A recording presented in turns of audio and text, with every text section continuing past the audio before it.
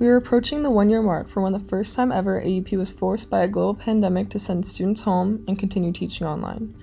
These changes required much resilience from staff and students, but uncertainty is still everywhere, and most of all, students are uncertain about the quality of their education. Personally, I think that the transition from in-person and online was difficult, but I think during the time of the beginning of COVID, I think it was very necessary. My initial thoughts of going online were actually really positive. I thought that even though we're gonna have to stay home, we're still gonna be able to do class, and it's gonna be easy in a sense that everything will be on one computer, but I was completely wrong. I think I can speak for a lot of the student body when I'm saying that online classes are a lot harder to learn and to pay attention. Literally open your computer and do whatever you want. Like, no one's looking at what you're doing. Like, if I want to finish my statistics homework, I can during my corporate finance class.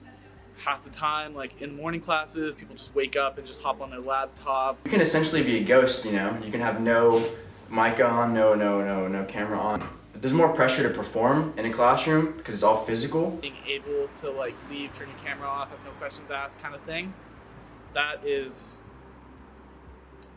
a problem, and that's why students are having trouble learning. In order to focus in class, I would need to like create myself a schedule. I try to take notes because I remember last semester when I did online, I would just watch the presentations as if it's like a YouTube video or a movie, and I'd just be like, I'll remember it, but I don't. I feel like you need to have a space where you can do your work and not your bed or anything like that.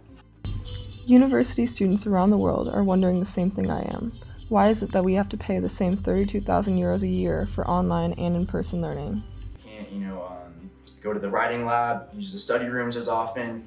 All these things that, are in the tuition aren't really being used by us, So as a student, it's kind of like, I'm paying all this money for this experience. I'm definitely worried about the quality of my education because for the tuition we're paying, I don't think it's necessarily fair that we're paying the same as in person and online. I used to go to online high school and it was like $1,000 for the year, and it's like what we're paying is ridiculous compared to that.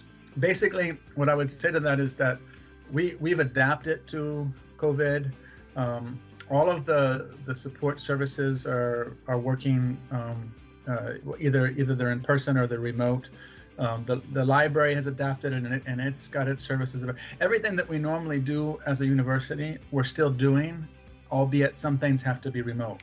And obviously, faculty have spent an enormous amount of time thinking about the best way to deliver their courses in a hybrid context, where they're having some contact with students on campus, but also students who are studying remotely. And what's come out of that is that they've developed new ways to teach and new ways for students to learn. I think the silver lining of being online is being able to, do what you want in the sense that you're able to explore other hobbies or things that you want to do outside of school, and you have so much more time for that, but you have to have time management in order to do that. You can travel more, you get a lot more freedom, you're allowed to also pick up different hobbies. I think in general, online school is a challenge, and again, these times require the ability to adapt, and really being able to adapt is a really important characteristic that anyone can have right now in these times, because nothing's set in stone, everything's changing all the time. With all that has been going on, adapting is all that we can do. Some students are naturals at resilience and some are not. However, in these uncertain times, experts say that resilience is key to getting through the pandemic.